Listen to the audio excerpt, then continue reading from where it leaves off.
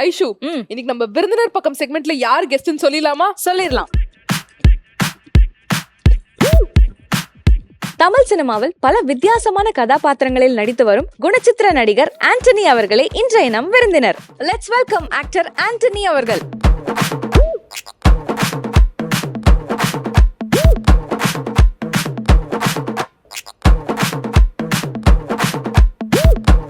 வணக்கம் சார். வணக்கம். எப்படி இருக்கீங்க? நல்லா இருக்கேன். சூப்பர். சமீபத்திய படம் ஃப்ரீடம், அதுவும் சசிகுமார் சாரோட ஆக்ட் பண்ணிருக்கீங்க. அந்த எக்ஸ்பீரியன்ஸ் பத்தி சொல்லுங்க. ஃப்ரீடம்ல வந்துட்டு சசிகுமார் சாரோட ஃப்ரெண்டா பண்ணியிருக்கேன். ஏன்னா அந்த ஸ்ரீலங்கன் தமிழ்ல அங்கேருந்து வந்து வெளிநாடு வரும்போது அதுலேருந்து விடுதலை புலி நினச்சி அவங்க கூப்பிட்டு அதுலேருந்து ஒரு பார்ட்டான மக்களை பிடிச்சி ஜெயிலில் பண்ணிடுவோம். ஜெயிலில் அடைச்சிடுவாங்க. ஜெயிலில் அடித்து அந்த ஜெயிலில் அவங்க என்னென்ன மாதிரியான கொடுமைகள் அனுபவிச்சாங்க, அதுலேருந்து எப்படி தப்பிச்சு வந்தாங்கன்ற மாதிரியான லைனு அதில் ஒரு ரோல் ஒன்று பண்ணியிருக்கேன் நான். ஆக்சுவலா அந்த ஸ்ரீலங்கன் தமிழ் பேசுறதே வந்து ஒரு சேலஞ்சிங்கான விஷயமா தான் இருக்கும். ஏன்னா அவ்வளோ டிஃபரன்சியேஷன் இருக்கும் நம்ம பேசுற தமிழுக்கும் அவங்க பேசுற தமிழுக்கும். அதை அடாப்ட் பண்றதுக்காக என்ன மாதிரியான விஷயங்கள்லாம் நீங்க கத்துக்கிட்டீங்க? எப்படி வந்து ஹோம்ஒர்க் பண்ணீங்க? இல்லை ஹோம்ஒர்க்ல அவங்க ஒரு பாட்டி ஒருத்தவங்க இருந்தாங்க, அங்கே ஸ்ரீலங்கன் தமிழ் சொல்லி கொடுக்குறவங்க ஒருத்தவங்க இருந்தாங்க. அவங்க வந்து ஸ்பாட்டில் வந்து நம்ம பேசுகிறத வந்து அது அவங்க ஒரு நல்லினமாக ஒன்று சொல்லி தருவாங்க. அதுக்கு ஃபஸ்ட்டு நமக்கு அது சரியாக வரல. பட் அவங்க அந்த டைலாக்கை மறுபடியும் சொல்லி அதுக்கப்புறம் அந்த அவங்க ஒரு மாடுலேஷன் கொண்டு வந்தாங்க. பேசியிருக்கோம், சரி பார்ப்போம் அந்த ஸ்ரீலங்கன் தமிழா இல்லை வேற சென்னை தமிழாக. கஷ்டமா இருந்ததா? எப்படி அதை அடாப்ட் பண்ணிட்டீங்களா? எப்படி கரெக்டாக டெலிவர் பண்ணிட்டீங்களா? அது ஃபர்ஸ்ட் ஆஃப் ஆல் இல்லை நல்லா தான் இருந்தது. அதான் நம்ம கண்டினியூ அதை பேச ஆரம்பிச்சோன்னா அது ஒரு லவ்வபுளாக இருந்தது. சசிகுமார் சாரை பற்றி சொல்லுங்க. அவர் வந்து எப்படி இருப்பாரு செட்லலாம்? இந்த மாதிரி கலகலன்னு ஹாப்பியாக இருப்பாரா, ஸ்ட்ரிக்டாக இருப்பாரா, எப்படி இருப்பார் அவர்? இல்லை அவர் சீரியஸாக இருந்துட்டு அவரும் சீரியஸ் ஆயிடுவார், ஃபன் ஆகிட்டு அவரும் ஃபன்னாகக்கூடிய ஒரு ஆள் தான். பட் அவர் வேலை அவர் தான். நம்ம ஜாலியாக பேசி அவரை கொண்டு வந்துட்டா நல்லா ஜாலியாக சிரிக்க ஆரம்பிச்சிடுவார். இந்த படத்தில் வந்து கொஞ்சம் எமோஷ்னலானதுனால அவர் வருவார். வந்துட்டு அவருக்கு கொடுத்த ஃபஸ்ட்டு ஃப்ரீயாக இருக்கும்போது லஞ்ச் டேத்தில் உட்காந்து பேசுவோம். அது நல்ல ஒரு கேரக்டர். ஸோ அவரோட நடிச்சும் போது அவர்கிட்ட கற்றுக்கிட்ட ஒரு சூப்பரான விஷயம்னா என்ன விஷயம் சொல்லுவீங்க? அவர்கிட்ட வந்து பெரிய பொறுமையாக ஹேண்டில் பண்ணுறது. நம்மெல்லாம் வந்து கேரக்டர் ரோல் தான் பண்ணுறோம், நமக்கே அவ்வளோ பொறுமை இருக்காது. லீட் பண்ணும்போது என்னென்னா ஒரு ஃபைட் சீக்வன்ஸு ஒரு ஆக்ஷன் இது பண்ணும்போது கீழே உழுகிறது, மறுபடியும் ஏதாவது ஒன்று அடிக்கிறது, இந்த மாதிரி இதெல்லாம் வந்து அதை வந்து அவர் வந்து டூப் போட்டுக்கங்கன்னு சொல்லலாம். இல்லை வேறு சஜஷனில் வேறு யாராவது வச்சுக்கலாம். இல்லை அந்த மாதிரி நிறையா இது இருக்குது ஷார்ட் கம்போஸ் பண்ணும்போது. அதெல்லாம் இல்லாமல் சரி இறங்கி அது நிறையா படம் டைரக்டருக்கு அந்த மாதிரி நிறையா ஹார்ட் ஒர்க் பண்ணி பண்ணுறாரு. அதே மாதிரி ஃபஸ்ட்டு படம் டைரக்டர் நிறையா பேர் அவர் உருவாக்கி விட்ருக்காரு. ஆமாம், ஒரு 10 டைரக்டருக்கு மேலே ஃபஸ்ட் படம் டைரக்டர். ஆமாம், அவர் அதிகமாக பண்ணதான் ஃபஸ்ட் படம் டைரக்டர் தான், முதல் படம் டைரக்டர். ஸோ இந்த சினிமா ஜேர்னி அது எங்கேருந்து ஸ்டார்ட் ஆச்சு? கிட்டத்தட்ட 2004 வந்து நீங்கள் சினிமாவில் நடிக்கணும் அப்படின்னு நீங்கள் ஒரு வாய்ப்பு தேடி சென்னைக்கு வந்தீங்க. அந்த முதல் பட வாய்ப்பு எங்கே அமைஞ்சுது? காலேஜ் திருச்சியில் சென்ட் ஜோசப் காலேஜில் படித்தது. அங்கே படிக்கும்போது இன்ட்ரெஸ்ட் சினிமாவுக்கு வரணும். அதை முடிச்சுட்டு அப்படியே சென்னைக்கு வரும்போது எப்படி சினிமா வாய்ப்பு தர்றது என்னன்னு தெரியாமல் அப்படின்ட்டு அப்புறம் சென்னையில் வந்துட்டு ஆர் செல்வராஜ் ரைட்டர் இருக்கார், அவர்கிட்ட ஒர்க் பண்ண ஆஃபீஸ் பாயா. அது எதுக்கு அவர் வேணான்னாரு, டிகிரி முடிச்சுட்டு வந்து ஆஃபீஸ் பாய். இல்லை எனக்கு என்ன சினிமா பற்றி தெரியாது, அது தெரிஞ்சுக்கன்றதுக்காக அவர்கிட்ட வேலை பார்க்கும். அங்கே பார்க்கும்போது தான் ஃபோட்டோ கொடுப்பாங்க, இப்படி ஃபாலோ பண்ணணும், இப்படி டைரக்டர் ஆஃபீஸ் போடுவோம், அப்படி ஒரு ஆஃபீஸ் இருக்குது அங்கே தான் போய் பார்க்கணும் அப்படின்றதெல்லாம் அங்கே இருக்கும்போது தான் நான் தெரிஞ்சுக்கிட்டேன். ஆஃபீஸ்க்கு வருவாங்க, நிறைய ஃபோட்டோ கொடுப்பாங்க அப்படிலாம். அதுக்கப்புறம் நானும் ஃபோட்டோ எடுத்து ஒருத்தராக ட்ரை பண்ணி அப்படி முதல்ல வந்தது வந்து நேபாளின்னு ஒரு படம். ஆமாம், அதில் பரத் சார் ஹீரோ சாங்ஸ் எல்லாம் சூப்பராக இருக்கும். விஹெச்எட் துறை முகவரிக்கு அப்புறம் நல்ல ஒரு இதுன்னு நினச்சேன். அதில் கொரியர் பாயாக ரோல் பண்ணியிருந்தேன். அதில் ஆரம்பிச்சது. அதுக்கப்புறம் வெண்ணிலா கபடி குழு, களவாணி, நெடுஞ்சாலை, பிரம்மன், அப்படியே வந்து மேற்கு தொடர்ச்சி மலை, அப்படியே வந்து இப்போ ஃப்ரீடம் மாதிரி வந்து. ஸோ இந்த 21 வருஷத்துல சினிமா உங்களுக்கு கொடுத்த ஒரு சூப்பரான பொக்கிஷம்னா என்ன சொல்வீங்க? சினிமா உங்கள்கிட்ட இருந்து எடுத்துக்கிட்ட ஒரு விஷயம்னா என்ன சொல்வீங்க? கொடுத்த நிறையா நல்ல மனிதர்கள், நிறைய அனுபவங்கள், நிறையா விஷயங்கள் சினிமாவிலேருந்து எடுத்துக்கிது. ஆமாம், இன்னும் சினிமா அது கொடுக்கும், அது விஷயம் கொடுத்துட்டு தான் இருக்கும். ஏன்னா நீங்கள் காத்திருக்கிறது, அதுக்காக நம்ம வெயிட் பண்ணி ஒரு நல்ல ஒரு படம் வரும்போது அதோட ரிசல்ட்டை நம்ம ஃபீல் பண்ணுறது. ஒரு சில படங்கள் நமக்கு பேர் வரல இருக்கும். சினிமா வந்து ஒரு பெரிய என்சைக்ளோபீடியா மாதிரி தான், அதை நம்ம கண்டுபிடிக்கணும். இப்போ நீங்கள் வந்து டாக்டருக்கு படிச்சிங்கன்னா ஒரு டாக்டர் ஆயிடலாம். இல்லை ஒரு குரூப் 1 குரூப் 2 எக்ஸாம் எழுதுனீங்கன்னா ஒரு வருஷம் 2 வருஷம் இல்லைன்னா அதில் ஏதோ ஒரு போஸ்டிங்காவது வந்துடும் உங்களுக்கு. ஐஏஎஸ் தான் இல்லை, வேறு ஏதாவது போஸ்டிங் கூட நம்ம போயிடலாம். ஆனால் சினிமாவில் நம்ம அப்படி சொல்ல முடியாது. ஹீரோனா ஹீரோவை தான் ஆகுன்னு சொல்ல முடியாது. அது எங்கேயோ அது ஒரு மேஜிக் ஒழிச்சு வச்சுருக்கும். அது வரை நம்ம அதுக்குள்ளே இருக்கிறதே ஒரு பெரிய சந்தோஷம் தான் சினிமாவில். அப்படி உங்களோட சினிமா ஜேர்னியில் ஒரு சூப்பர் டூப்பர் ஹிட்டான படம் கலவாணி. அதில் அந்த ஒரு பர்டிகுலர் காமெடி சீன் வந்து எப்போவுமே ட்ரெண்ட் ஆகிட்டு இருக்கு. பட் இப்போ ரீசெண்டாக கூட நிறைய ரீல்ஸ்லாம் பார்க்க முடியுது. அதெல்லாம் பார்க்கும்போது எவ்வளோ ஹாப்பியாக இருக்குது. அந்த பர்டிகுலர் சீனோட எக்ஸ்பீரியன்ஸ் பற்றி சொல்லுங்கள். இல்லை, அது ஷூட்டிங் ஸ்பாட்டில் வந்து கேமராமேன் ஓம் பிரகாஷ் அவர் தான் சரி இந்த மாதிரி ஒரு சீன் போயிட்டு இருந்தது. அது சொல்லும்போது சரி இது இப்படி சொல்லி பார்க்கலாம் அப்படின்னு சொல்லி அவர் தான் சொன்னார். சரி ட்ரை பண்ணி பார்ப்போம் சார் அப்படின்னு சொன்னோம். அப்போ வந்து இவங்கள பார்த்துட்டு அறிவழகன், மிஸ்டர் அறிவழகன், இனிமேல் உங்களை நான் அறிவழகன் தான் கூப்பிடுவேன் அப்படின்னு. அது அந்த நேரத்தில் அந்த ஸ்பாட்லேயே கைதட்டல் வந்தது. அதுக்கப்புறம் அது இவ்வளோ ரீச் ஆகுதில்லை. ஏன்னா கலவாணின்னு ஒரு படம் என்னை ஞாபகம் வச்சுக்கிற காரணமே நிறைய இடங்களில் வந்து அது ஒரு காலேஜஸ்லாம் போனோம்னா அது தனியாக கட் பண்ணி அது வீடியோ போடுவாங்க. அது பார்த்தோன்னா அவ்வளோ சத்தம். ஒரு நம்ம மேற்கு தொடர்ச்சி மலை ஒரு படம் பயங்கர எஃபோர்ட் போட்டு லீடு பண்ணி அது அவார்டு வாங்கி அதெல்லாம் அவங்களுக்கு இப்போ தான் அதில் ஒரு ஹியூமர் போய் அது அவங்களுக்கு வந்து பயங்கரமாக அது ரீச் ஆகுதுன்னும் போது பெரிய சந்தோஷம் அது. அதே மாதிரி எங்களுக்கும் தோணுது உங்களுக்குள்ள ஒரு சூப்பரான ஒரு ஹியூமர் சென்ஸ் உள்ளேயே இருக்கு அப்படின்னு சொல்லிட்டு சூப்பரா மெமிக்ரி பண்றீங்களே. இப்ப இந்த அறிவழகனா இருக்கட்டும், நாங்க இன்னொரு ஒரு விஷயமும் கேள்விப்பட்டோம், நிறைய பிராங்க்லாம் பண்ணிருக்கீங்களாமே லேடி வாய்ஸ்ல எல்லாம். சென்னை வந்த புதுசில் பண்ணது. மொபைல்லாம் இப்போ மொபைல் வந்த டைம் என் ஃப்ரெண்டு மொபைல் ரூமில் இருக்கும். நான் சினிமாவுக்கு ட்ரை பண்ண போயிடுவேன். பசங்க இங்கே சத்யபாமாவில் MBA படிச்சுட்டு இருந்தாங்க. அவங்கள்ட்ட மொபைல் ஒருத்தர் மட்டும் வச்சுருந்தான் மொபைல்.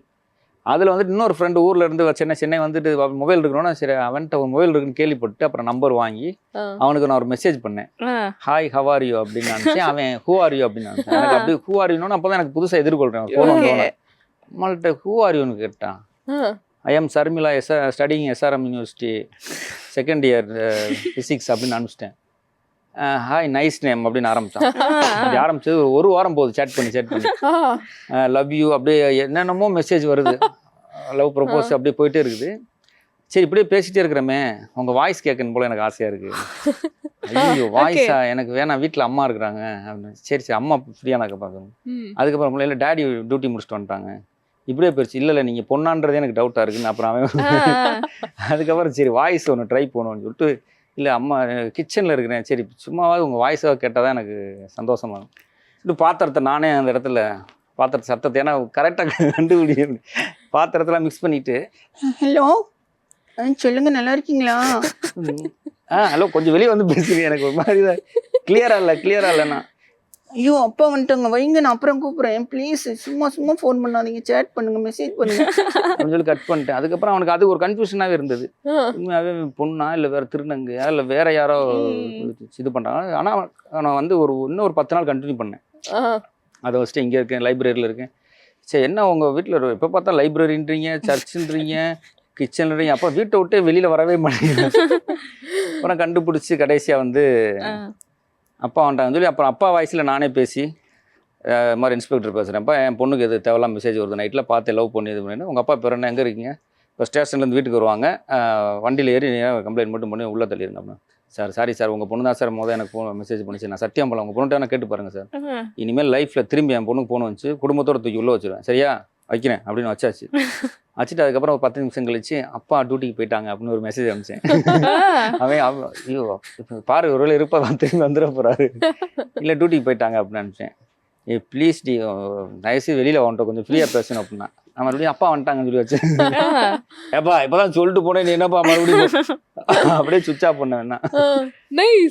இந்த மாதிரி பல சம்பவங்கள் பண்ணிருக்கீங்க போலயே நிறைய பேர் இந்த மாதிரி ஜாலியா வந்து. சோ இந்த மாதிரி காமெடி எல்லாம் ஃபுல் ஃப்ளெஜ்டா வந்து உங்களுக்கு சினிமாஸ்ல எல்லாம் கிடைக்கணும் அப்படின்னு ஆசை இருக்கா? சினிமால ஃபுல்லா காமெடி ரோல்ஸ். ஆமா ஃபுல் ஹியூமரா பண்ணனும், அது கிடைக்கவே மாட்டேங்குது. வரதுல எமோஷனல் மேற்கு தொடர்ச்சி மலை ஒரு படம் எமோஷனலா பண்ணிட்டோமா, போன அந்த பழைய வேஸ்ட் ஷர்ட் எடுத்து வச்சுறாங்க, ஒரு சைக்கிள் வேஸ்ட் ஷர்ட்டை.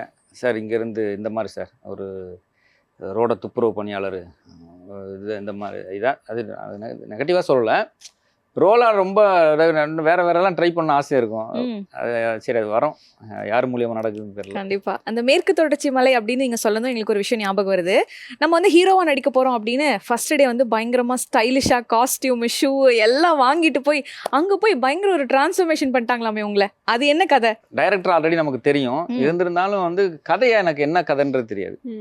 அப்போ சொன்னார் மாதிரி படத்தோட லீடு பண்ணோன்னா எனக்கு பயங்கர ஒரு லைஃப்பில் எப்படி இருக்கும், இத்தனை வருஷமாக நீங்கள் கேட்டீங்க ட்ராவல் எப்படி இருக்கு, இத்தனை வருஷமாக அங்கேருந்து ஆரம்பித்து வந்து ஒருத்தவங்க கூப்பிட்டு நம்மளை, அதுவும் விஜய் சேதுபதி ப்ரொடக்ஷனு, அதான் இளையராஜா சார் மியூசிக்கு, இது தான் ரெடி ஆயிடுச்சு, நீ தான் லீடுன்னும் போது எப்படி இருக்கும்.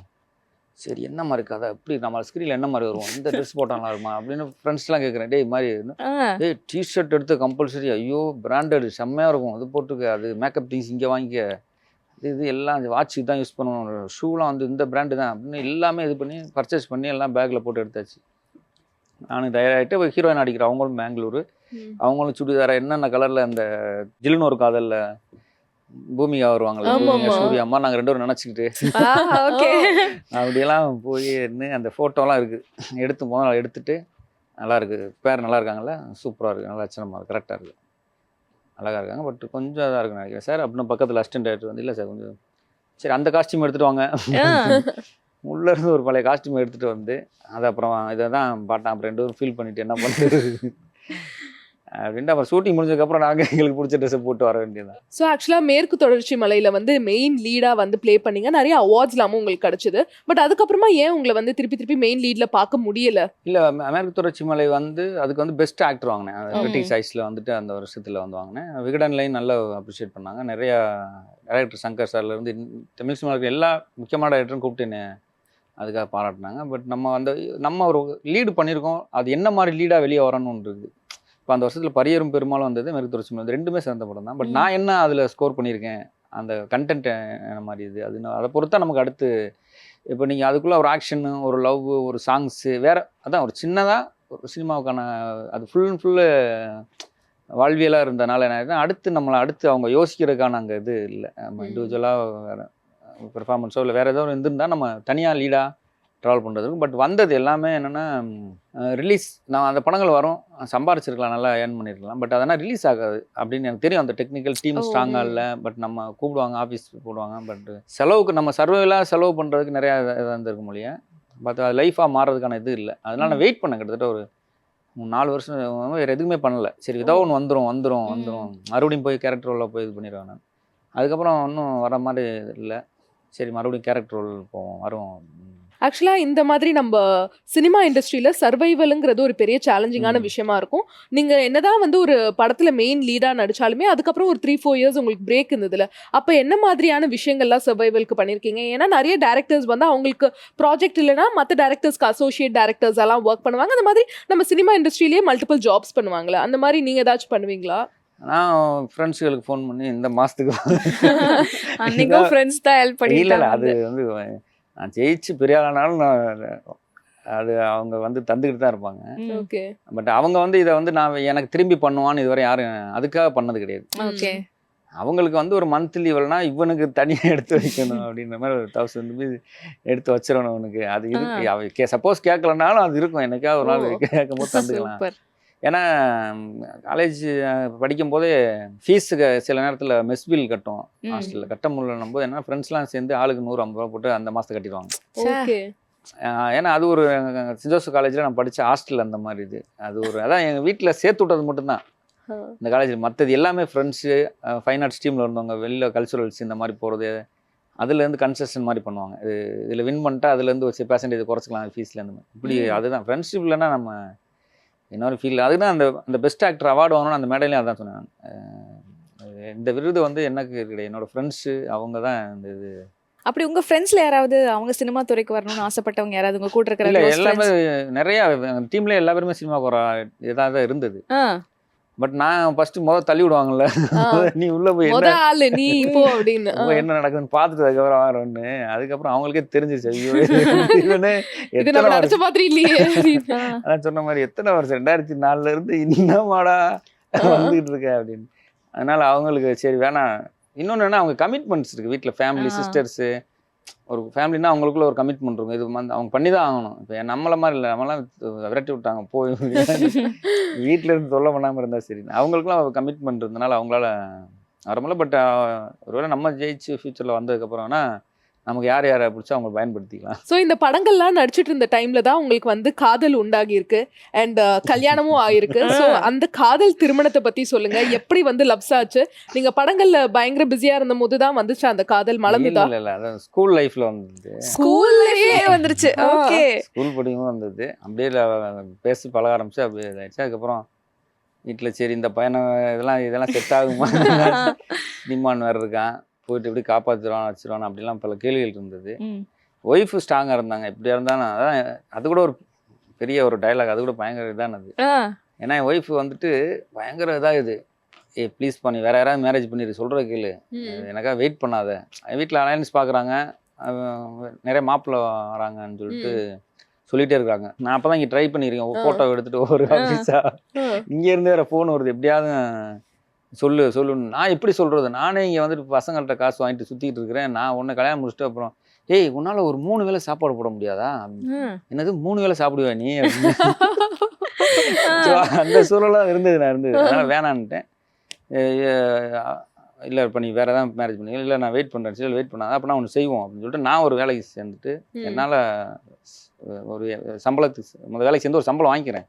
ஏன்னா படி, நர்சிங் இது மாதிரி படி பேசிக்காக. சப்போஸ் ஒரு வேளை ஃப்யூச்சர் சினிமாவுக்கு வந்துட்டு இவன் தான் நம்மளை காப்பாற்ற, இவன் தான் நம்மளை பார்த்துக்குவான்னு சொல்லி நம்பாத. ஏதோ ஒரு சூழல்னா உனக்கு ஏதோ ஒரு வேலை ஏதோ ஒன்று இருக்கணும்னு சொல்லிட்டு நான் கொஞ்ச நாள் பண்ணேன். அப்புறம் வீட்டில் அவங்க வீட்லேயும் கொஞ்ச நாள் சப்போர்ட் பண்ணி அப்புறம் நர்சிங் முடித்தாங்க.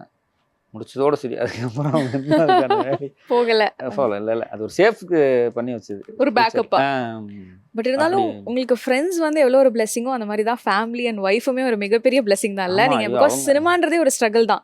உங்களுக்கு ஒரு பேக் போனாக இருந்து சப்போர்ட் பண்ணுறாங்க இன்னைக்கு வரைக்கும் அப்படின்னா ஒரு பெரிய விஷயம் தான்.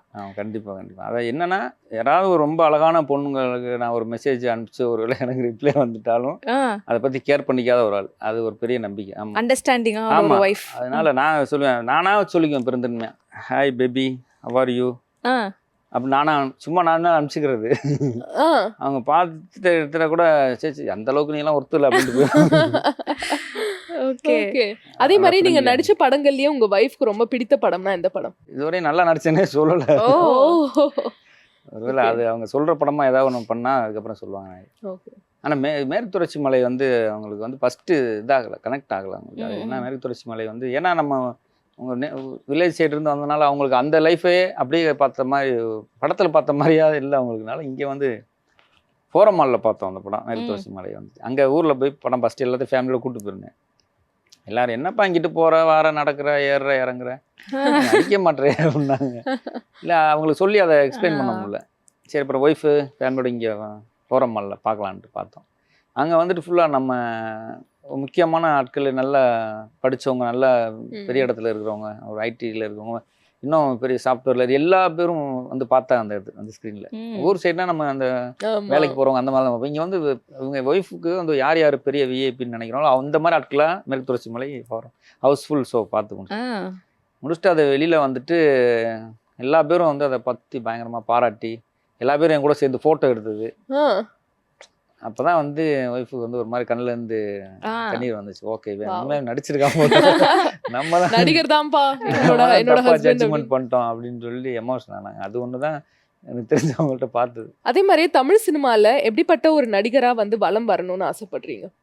டைரக்டருக்கான நடிகர் எல்லாம் எது கொடுத்தாலும் பண்ணிடுவான் அவன் அப்படின்றது இருந்தால் போதும். அண்ட் அதே மாதிரி விஜய் சேதுபதி சார் வந்து மேற்கு தொடர்ச்சி மலை வந்து ஃபுல்லாக பார்த்து முடிச்சதுக்கு அப்புறமா ஆஸ் அ ப்ரொடியூசராக என்ன சொன்னார்? அவர் பார்த்துட்டு வந்து ஃபஸ்ட்டு ஒரு டைரக்டர் கேட்டிருப்பாரு, இவன் வந்து இவனே சின்ன பையன், இவன் ஒரு பெரிய பையனுக்கு வந்து எப்படி அப்பாவா இதாகும் அப்படின்னா, இல்லை அது மலையில் இருக்கிறவங்கலாம் அந்த மாதிரி தான் இருப்பாங்க, பெருசாக ஏஜ் டிஃப்ரென்ஸ் தெரியாது, ஆனால் அவங்க மலை ஏறி இறங்கினால அவங்க ஃபிசிக்கலாக அப்படி தான் இருப்பாங்க. சரி ஓகேன்னா அப்புறம் படம் முடிச்சுட்டு பார்த்து வெளியே வந்தோன்னு அவர் சொன்னார், எனக்கு இந்த ஒரு டவுட் இருந்தது, இவன் எப்படி இவ்வளோ பெரிய பையனுக்கு அப்பாவை ஸ்க்ரீனில் தெரிவான் அப்படின்னும் அது எனக்கு அது இல்லை, பட் நல்லா இருந்தது, நான் அந்த ஒரு விஷயம் பாராட்டுறேன். சூப்பர். இன்னைக்கும் சார் டச்ல இருக்காரா? இப்போ உங்களோட படங்கள் எல்லாம் பார்த்துட்டு கால் பண்ணி சொல்றது அதெல்லாம் சொல்லுவாரா? இல்ல கால் பண்ணி சொல்றது இல்ல, பட் நேர்ல மீட் பண்ணி பேசுவது. அதே மாதிரியே எந்த ஹீரோயினோட நடிக்கும் போது இல்ல எந்த ஹீரோயினோட நடிக்கணுங்கிற ஒரு ஆசை இருக்கு உங்களுக்கு? இல்ல நமக்கு செலக்ட் பண்ணி அனுப்புறவங்க கூட உங்களுக்கு இருக்கும்ல ஒரு ஃபேவரட் இருக்கும்ல, ஆஹா என்னமா இருக்காங்க, நேச்சுரல் பியூட்டியா இருக்காங்களே, என்னோட நடிச்சா நான் ரொம்ப ஹாப்பி ஆயிடுவேன். அது எனக்கு ஜோதியா மேம் வந்து ஸ்கூல் படிக்கும் போது எனக்கு வீடு ஃபுல்லா அவங்க போட்டோ எடுத்து வச்சிருக்காங்க. ஆமா ஃபேன் பாய், பயங்கர ஃபேன் பாய். இந்த பூவெல்லாம் அங்க கேட்டு பாருல, ஒரு ஒயிட் ட்ரெஸ் போட்டு ஆடுவாங்க. ஆமா அதெல்லாம் வந்து போட்டு பார்த்துட்டே இருப்போம். ஒரு அவார்ட் ஃபங்க்ஷன் வந்து அவங்க வந்திருந்தாங்க, ஃபேமிலியோட வந்திருந்தாங்க, சிவகுமார் சார் எல்லாம் வந்திருந்தாங்க. எனக்கு வந்து அப்படியே மேலே நிற்கிறேன், எனக்கு அவங்க மட்டும்தான் மைண்டில் ஓடுது.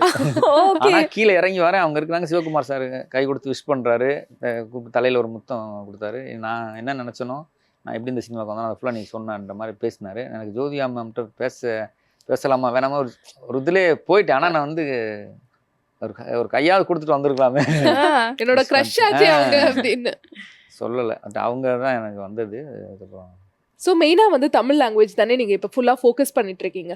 தமிழ் தவிர வேற எந்தெந்த லாங்குவேஜஸ்லாம் ஒர்க் பண்ணணுன்ற ஆசை இருக்கு உங்களுக்கு? எனக்கு மலையாளம் மலையாளம் பிடிக்குமா? ஏன் அது? இல்லை, ஒரு படங்கள் வந்து இங்கே வந்து நம்ம பார்க்கும்போது பரபரப்பாக இருக்குது.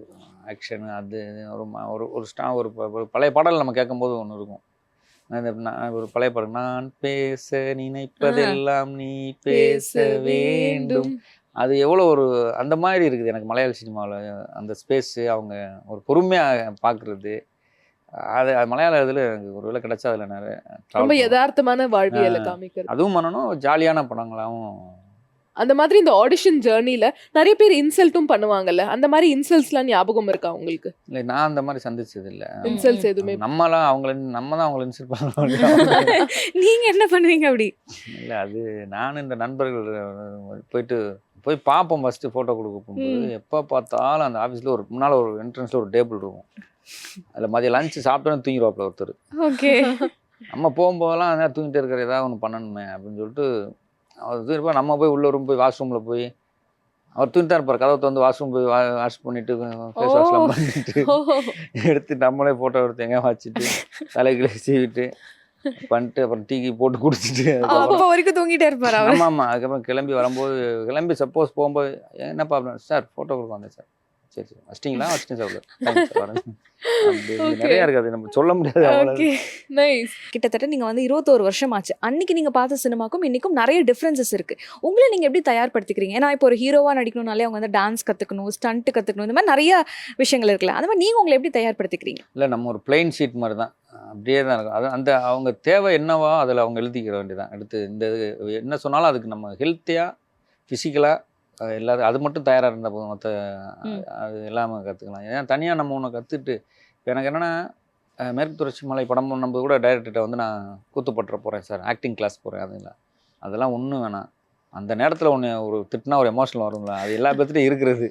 நீயா ஒன்று போய் நடிப்புன்னு ஒன்று பண்ணிட்டு வந்து அதுக்கப்புறம் நான் ஒன்று சொல்லும்போது நீ ஒரு மெத்தடில் ஒன்று பண்ணுவேன், அது இதாக இருக்காது. இந்த மாதிரி இல்லை, சில விஷயங்கள் நம்ம கற்றுக்கணும். ஆனால் பேசிக்காக அது நம்ம ஒரு ப்ராஜெக்ட் நம்ம லீட் பண்ணுறோம், அது தேவைன்னும் போது நாம் ஒரு 10 டேஸோ 15 டேஸோ எடுத்தோ கற்றுக்க வேண்டியதான். நீங்கள் இப்போ நடிகரா இல்லைன்னா என்னவா இருந்திருப்பீங்க? எனக்கு ஒரு டீச்சராக இருக்கும், இந்த ஸ்கூல் ஓ டீச்சர். ஓகே. செம்ம ஜாலியான டீச்சராக இருக்கணும்.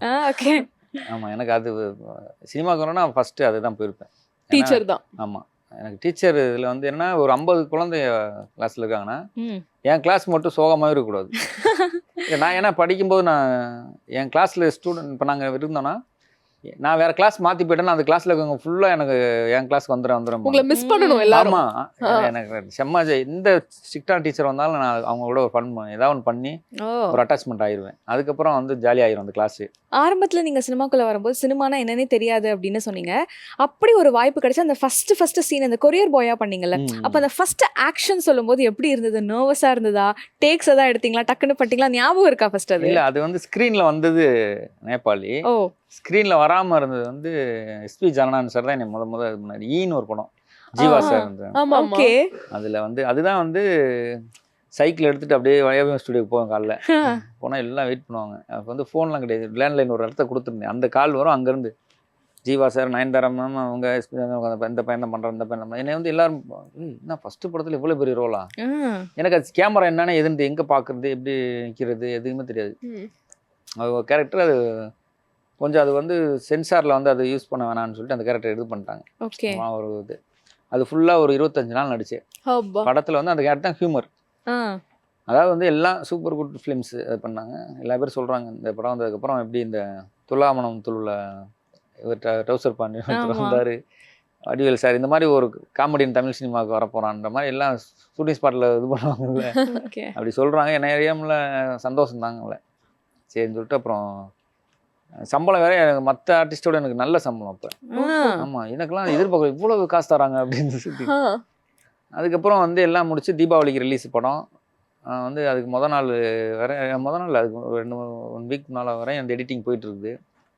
அது வந்து கிட்டத்தட்ட ஒரு நேஷனல் இஷ்யூவை பேசுகிற ஒரு மெடிக்கலில் நடக்கிற ஊழலை பற்றி பேசுகிற ஒரு படம். சரியான கண்டென்ட்டு.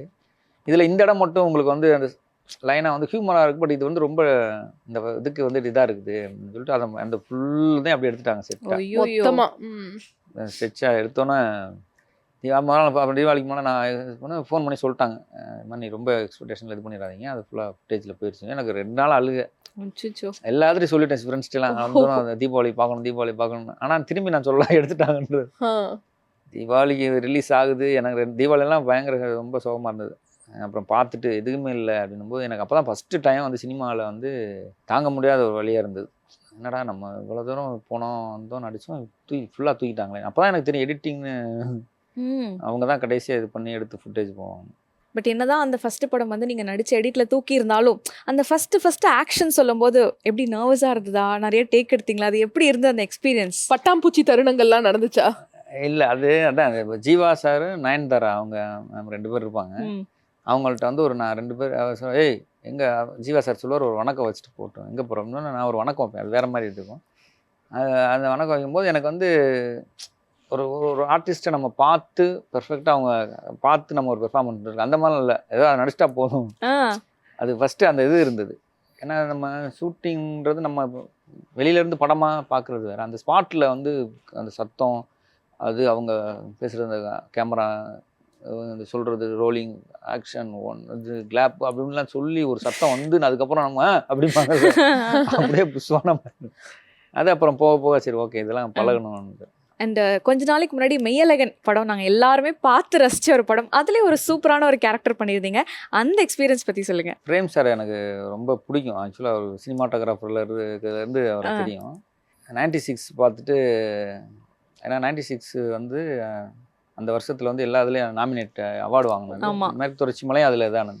சரி எப்படியாவது நான் ஒரு படமே ரொம்ப சூப்பரான படம், அது லவ் சப்ஜெக்ட்னால நமக்கு ரொம்ப கனெக்ட் ஆனது.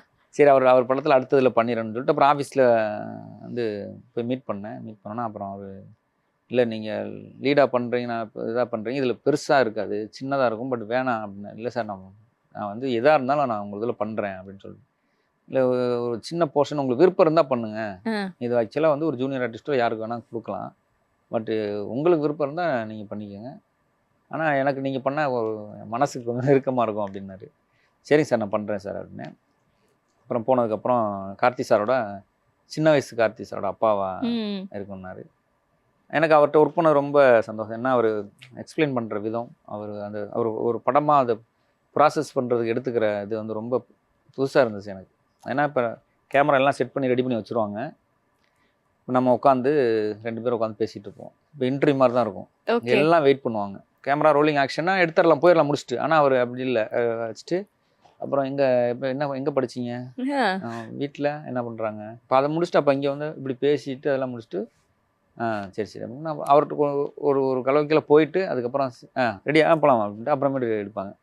வந்தோன்னே பரபரன்னு எடுத்து அந்த மாதிரி பண்ண மாட்டார், ரொம்ப காமா ஒருத்தவங்க பேச பேச கொஞ்சம் நேரம் கழிச்சு அவங்கள அறியாமல் அவங்கள்ட்ட இருந்து என்ன இருக்குது, அவங்கள்ட்ட என்ன இருக்குன்னு கண்டுபிடிச்சி அவங்களுக்கு என்ன ப்ளஸ்ஸு என்ன யூஸ் பண்ணலாம் இல்லை வேறு எதாவது யூஸ் பண்ணலான்றது தெரிஞ்சுக்கிறாரு. அதனால் அவர்கிட்ட ஒர்க் பண்ணதே எனக்கு ரொம்ப ஹாப்பியாக இருந்தது. பேசிக்காக நல்ல ஹியூமன் பீயிங். சூப்பர். இது வரைக்கும் நீங்கள் நிறைய டிஃப்ரெண்ட்டாக நிறைய கதாபாத்திரங்கள் பண்ணிட்டீங்க. ஸோ அப்படி வந்துட்டு நிறைய காம்ப்ளிமெண்ட் பண்ணியிருப்பாங்கல்ல, இப்போ நிறைய ஆக்டர்ஸ் வந்து பாராட்டியிருப்பாங்க, இந்த பர்டிகுலர் நீ சீன் வந்து பண்ணது சூப்பராக இருந்த அப்படின்ற மாதிரி. அந்த மாதிரி மறக்க முடியாத ஒரு காம்ப்ளிமெண்ட், மறக்க முடியாத ஒரு பாராட்டுனா என்ன சொல்லுவீங்க? எனக்கு வந்து வசந்த் சார் ஆசையில் பண்ண Suriya sir director Vasanth sir. ஆமாம், அவரோட இதில் ஒன்று லீடு பண்ணுற மாதிரி இருந்தது. நான் அதுக்காக வந்து கூப்பிட்டு ஆடிஷன் வச்சு மறுபடியும் வர சொல்லுவார், மறுபடியும் போவேன், மறுபடியும் இந்த மாதிரி நடிங்கம்பார். இப்படியே ஒரு 3 நாளாக போய் ஆடிஷன் வச்சுட்டு அவர் இது மறுபடியும் யோசிப்பார், சரின்ட்டு சரி இந்த டைலாக் கொடுத்து பேசி பாருங்கம்பார். அப்போ பேசிட்டு வந்துடுவேன். அதுக்கப்புறம் மறுபடியும் இப்படியே ஒரு வாரம் போயிடுச்சு. நான் அதுக்கப்புறம் என்னடா ஆனால் அவர் கூப்பிட்டு அப்புறம் மறுபடியும் ஒரு நாள் உட்கார வச்சு அவர் பர்சனல் ரூம், யாரையும் உள்ளே இது பண்ண மாட்டார், அவர் வெளியில் வந்து பேசுவார், பட் அந்த ரூமுக்குள்ளே வந்து அவர் சென்டிமெண்ட் ஏதோ சரி உள்ளே வர சொல்லணும். அப்புறம் வந்து சொன்னார், இந்த மாதிரி வந்து நான் தான் வந்து அஜித்துக்கு வந்து இது பண்ணேன் ஆசையில், சூர்யாவை நான் வந்து இன்ட்ரடியூஸ் பண்ணேன், இன்னொரு மனதார பாராட்டினார். என்ன உனக்கு வந்து ஐயரா குரோஷோவா அப்படின்னு சொல்லி ஒரு இந்த வேர்ல்டில் இருக்க முக்கியமான டேரக்டர்லாம் சொன்னார், இதெல்லாம் தெரியுமா, தெரியாது சார். அப்புறம் ஒவ்வொருத்தவங்களாம் சொல்லிவிட்டு அதுக்கப்புறம் சொன்னார், தமிழ் சினிமாவில் ஒரு யதார்த்தமாக ஒரு எமோஷ்னலான படமாவோ இல்லை வேறு ஏதாவது ஒன்று எடுக்கணுன்னு இருந்தால் அது உன்னோட இடத்த வந்து யாராலும் ஃபுல்ஃபில் பண்ண முடியாது. ஆமாம், உனக்கான இது பெருசாக இருக்குது, அது எப்போ வரும்னு தெரியாது, வந்ததுன்னா உன்னோட பயணம் இதாக இருக்குன்ற மாதிரி ஒரு பயங்கரமாக சொன்னார் எனக்கு. அந்த சொல்லிட்டு அப்புறம் அட்வான்ஸு சும்மா கையில் ஒரு பணம் ஒன்று கவரில் வச்சு கொடுத்தாரு.